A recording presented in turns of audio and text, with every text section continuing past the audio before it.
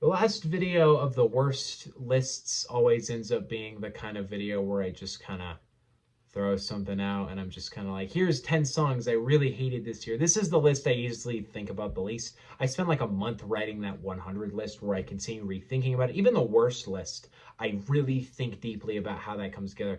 I wrote this list like a day ago, so give me some space that some of these spots aren't really the best.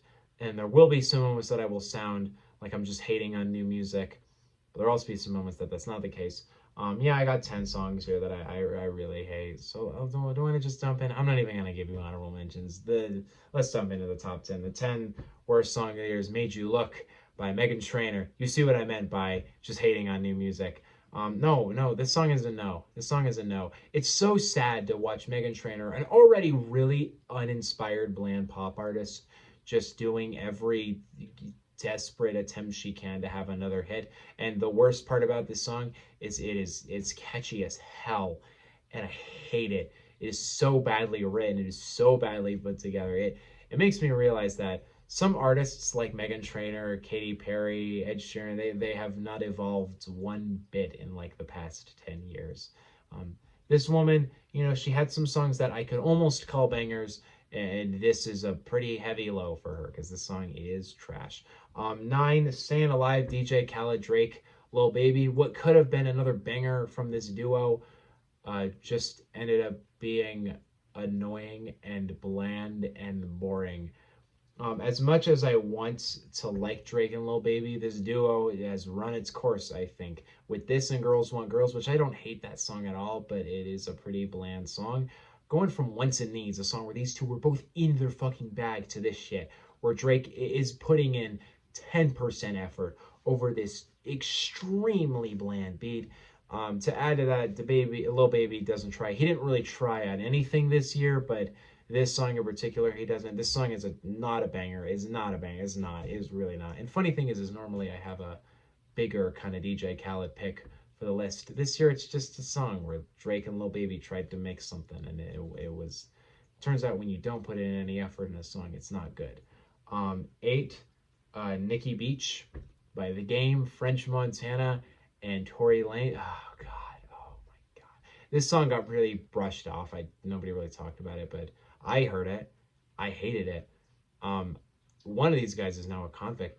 The thing about this song to me is truly The Game should never be making a summer beach banger. I don't know what. Nobody here should be, but especially the competent blood himself.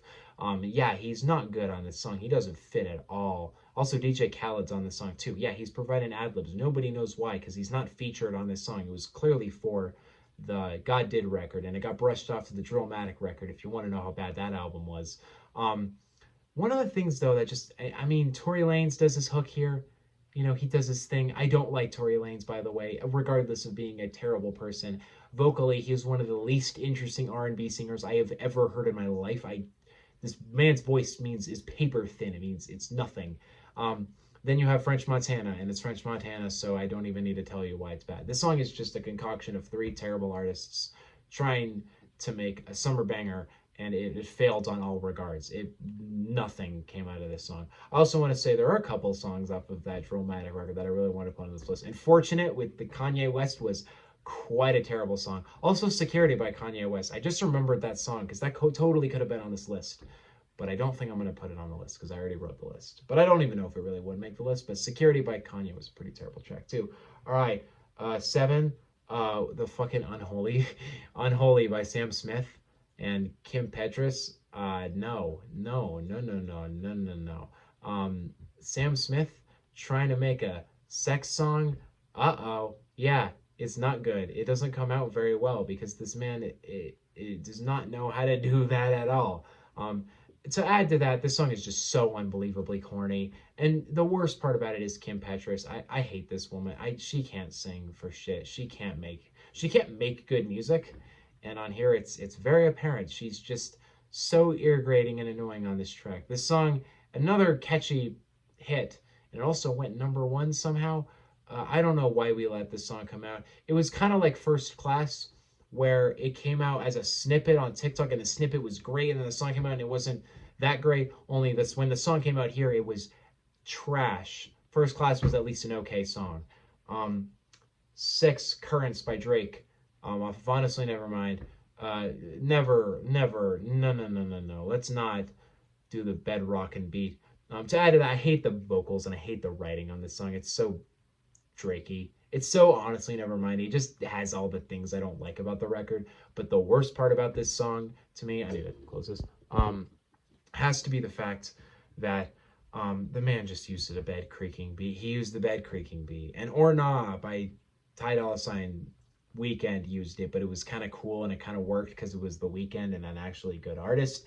On Currents, it's not good. It doesn't work. It's not fun. It's not good. It's not sexy. It's trash. Top 5, here we go. The World Is Yours to Take by Tears for Fears and Lil Baby. Yeah, this is real. They decided for the World Cup that they would remix Everybody Wants the World of Worlds with Lil Baby. No, it is not good. It is not good at all, actually. The song fails in all regards, from the production to the terrible interpolation of a sample to the way that Lil Baby just doesn't even have a shit. This man is writing a song for the biggest event of the year. He could not try. He could not care less.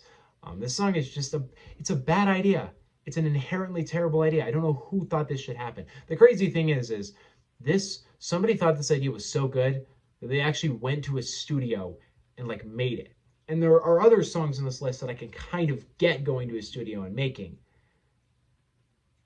This end concept is inherently terrible. What? Okay, it's The World Is Yours. It's trash. I'm sorry. 4 Broadway girls, Lil Durk and Morgan Wallen. Let's please kill the country trap. It is so bad. I don't like country music. I personally I don't get into it. There's a couple exceptions I got. I got the exceptions that everybody has, like Johnny Cash, but as a whole, I don't really get into it. Morgan Wallen, especially, the new country is nightmarishly terrible to me. So Lil Durk went and made a song with Morgan Wallen, and it is so annoying and terrible. Lil Durk already doesn't really try. It's already a really bad trap song to begin with, but Morgan Wallen is ear-gratingly annoying on this song. Let's stop with the trap country. Let's never do it again. Let's actually never do that again.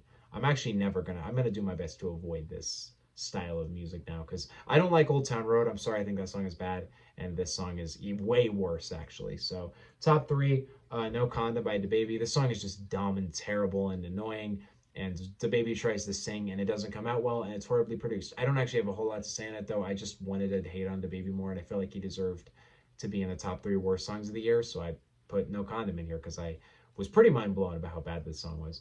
2, Emo Girl, Machine Gun Kelly and Wello. This is another one of those songs where it went viral for how stupid it was. This song, the chorus is "I'm in love with an emo girl." It is so unbelievably corny. I can't even stress how corny this song is. From Machine Gun Kelly, Willow, who's a great punk artist, actually, she's killing it in that regard, being dragged down with this dumpster fire, to Machine Gun Kelly rapping the most bland, stereo emo types, and then just talking about loving this girl who's emo. The songwriting is mind-blowingly terrible.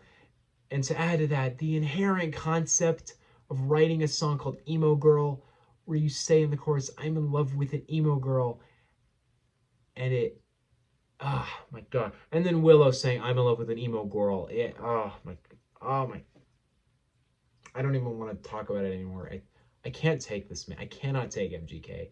I do not like a thing about this guy, and everything he's done I hated. And it's already ranted about Mainstream Sellout, but this song is the pinnacle. It's so bad. But there was one song this year that I couldn't believe was real. It was such a mind-blowingly terrible song. We should just call it an EP for how long it is. My worst song of the year. It's not like last year's. It's really not, because it's by a guy who's made good music, and he didn't even have my worst album of the year. But really, there was no other song this year that I just thought was this mind-blowing. And I reacted to it, too. So yeah, my worst song of the year, the Black Slim Shady by The Game. His diss track at Eminem, yep, this is my worst song of the year, because I have not heard a song in a long time this bad. For a 10-minute diss track which is inherently not what you do, to a diss track that doesn't have a single good bar, horribly corny skits and rappings, like, and kind of just, flows. Really obscure Eminem references that aren't even good disses, but just prove lines like 11 albums and I never heard one in my car. Prove that lines like that don't make any fucking sense. There's so many contradictions on the song. It's crazy to me because I rarely hear a diss track by a rapper as high level as the game that like doesn't land a single punch. That's very rare. Usually at least there's one bar that I'm like, okay, that was pretty good. And never once on this song did I say that. Um, and the worst part is it's 10 minutes. It's 5 times the length of some diss tracks, um, 3 times the length of the average diss track, and he doesn't land a single punch, not once, not once. This song gets boring, annoying, embarrassing, sad. And by the end of the song, you just kind of have to reflect out what the fuck happened to this man. What happened to the game? To the point now where he's making a song where he's very baselessly dissing Eminem over not being invited to the Super Bowl, and then also dissing Dre and 50, which Dre catching the stray shots, which are just annoying, especially because the game wouldn't exist without Dr. Dre. There's no way. Dre has produced most of the game's best music at this point. And then 52, I mean, those two have a feud that goes way back, so I don't blame him, but what the fuck did Dre do to you? This is a terrible song. It is probably the worst diss track I have actually ever heard, at least from a mainstream rapper.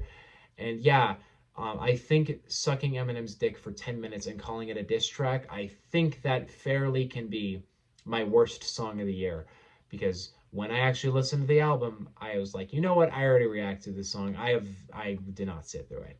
Um, the game dropped an EP against Eminem, and he didn't land a single punch.